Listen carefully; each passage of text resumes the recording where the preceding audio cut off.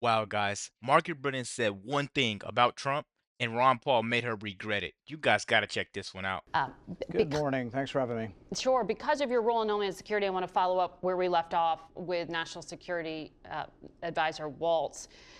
There are legal questions around using these authorities to send out detainees without giving them a day in court. But there's also just questions of how it's being handled in regard to these individuals who were rejected by El Salvador, one for gender, one because they weren't Venezuelan at all. Does any of this concern you, along with claims from their family members that many of these people weren't gang members? You know, there are some big legal questions here. On the one hand, the Bill of Rights applies to everyone, to persons. The Bill of Rights doesn't specifically designate citizens. It's really anyone in the United States the Bill of Rights applies to. On the other hand, the Alien and Enemies Act simply says you really don't get much process. The president can simply declare that you are somehow a problem for foreign policy and opposed to our foreign policy, and you can be deported. So really, ultimately, this goes to the court, and then the court's going to have to decide, are they going to declare unconstitutional a law that's been around for a couple hundred years, or are they going to defer to Congress?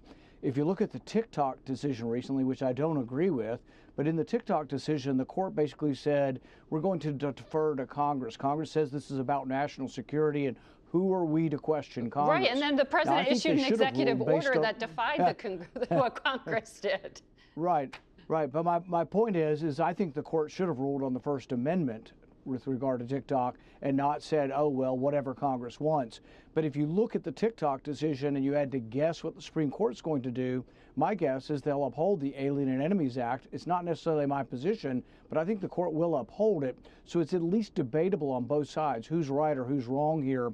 And I think it's not correct for Democrats to simply say, oh, it's constitutional chaos. There's no leg to stand on. There actually is legal authority on the one hand that's been around for over 200 years. But just, I agree. We're not talking about partisan politics. We're talking about the courts right now and what the judge said he had questions about and talks about this being done, essentially in the cover of night.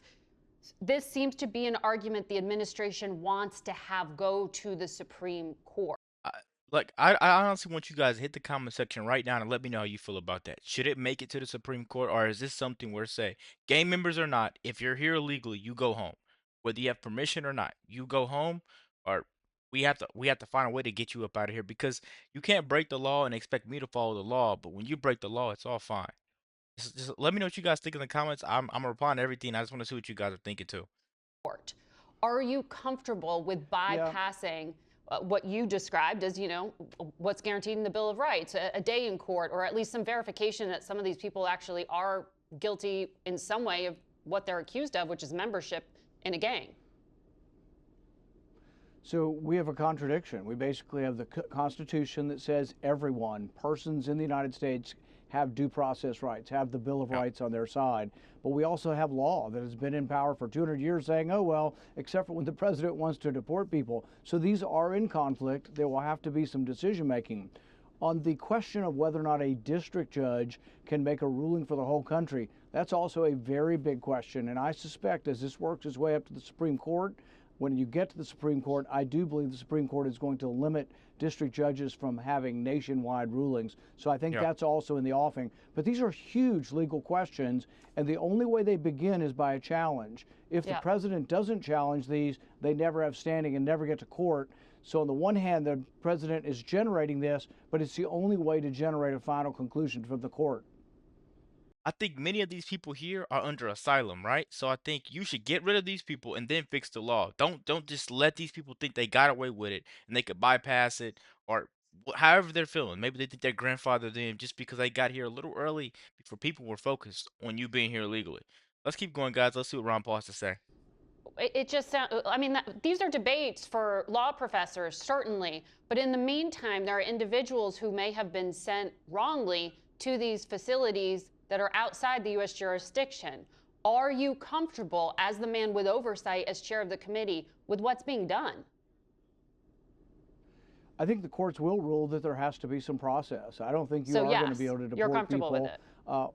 So no, well, I don't think you're answering for me. I think there is going to be some process afforded by the courts for representation before you're deported in most cases. I don't know about the ones under the Alien and Enemies Act, and I'm not sure anybody knows that.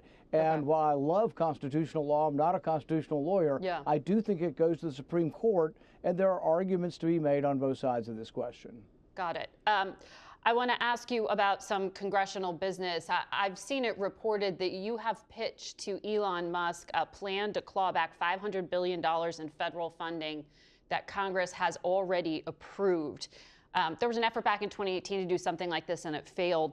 Do you think you can actually get this done in a rescission package, and how much money do you think you can get back? Well, this goes to another huge legal question. Can the president impound money, or does he have to send it back and we approve the cuts through rescission? And this is going all the way to the Supreme Court also, because I think the Trump administration believes they can just not spend it.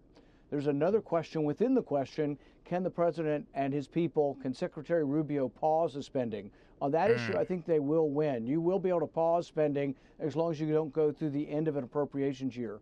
If you get through that, I believe it's impoundment, and I think the courts so far have said it has to come back unless, as the Trump administration argues, that the Impoundment Act is unconstitutional. So this one's headed to the Supreme Court also. It is my personal belief we should adhere to the law as it is now, and that is send it back and have Congress confirm it. It's a simple majority vote. It's called rescission. I did mention this to Elon Musk. He seemed enthusiastic. It can be done. No Democrats, you have to realize, no Democrats will cut 1 penny from any spending anywhere. But can we get all the Republicans is a real question. You can get 51 Republicans, you think, to get on board with this?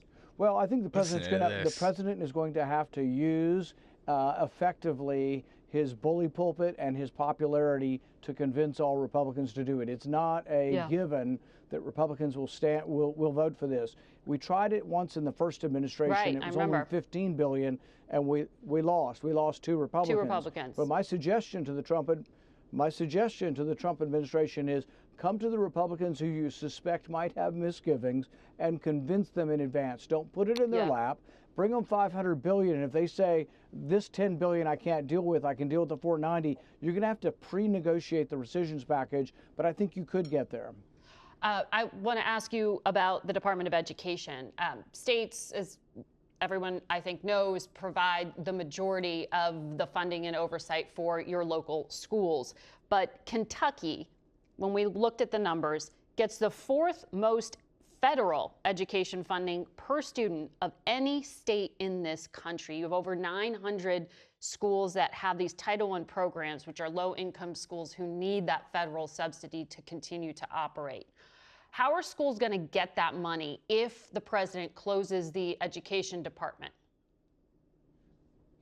I think the bigger question, if we're sending all this money to Kentucky and all the other states, why are our scores abysmal? Why do 2/3 of the kids not read at proficiency? Why do 2/3 of the kids or more not have math proficiency? So See, that right there is a good point. You know, I 100% agree with a lot of points Ron Paul is making. You can't sit there and just keep sending and sending and sending and sending money, because that's not always the best thing. If you have a football team and you keep sending and sending money, they have all the new equipment, they have all the new shoes, the new helmets, colorful jerseys. That's not teaching them how to play. You know, you need to make sure you hire the best teachers, and sometimes you don't need to go out and spend a lot of money to hire the best of the best teachers. I think it's a bigger problem than the best of the best teachers over there in Kentucky. I think it's the environment. Let's keep going, guys. Let's see what Ron Paul has to say. Isn't that up it's to been the an utter state? failure. What I'd like to let me finish. I'd leave it back to the states. It has always been a very mainstream Republican position, to have control of the schools by the states, send the money back to the states, or better yet, never take it from the states. About half of our budget in Kentucky goes to education, and that's the same in a lot of states. I think we can handle it much better. When I talk to teachers, they chafe at the national mandates on testing they think are not appropriate for their kids. They think they waste too much time teaching to national testing. The teachers would like more autonomy, and I think the teachers deserve more autonomy. But when we looked at the budget in Kentucky, the state receives $2 billion in federal education funding. Do you have a guarantee that the federal government, federal taxpayers, will still provide $2 billion in education funding? That seems important to your state. I'd rather, well, no, what I'd rather is a guarantee that my kids can read and write and do math. The amount of dollars, look, the number of dollars has gone up exponentially and our scores have gone the other way. So dollars are not proportional to educational success. What I want is success. And I've talked a lot about this. I think there are innovations we can do where there's more learning via some of the best teachers and we pay them more. I would like to have an Yep. NBA or NFL of teachers, the most extraordinary teachers, teach the entire country, Who if would not run the that? The entire education world. And department? some of them, no, what you'd find is they'd be selected out state by state, across the nation. Look, people say, oh, with the Department of Education would have no testing.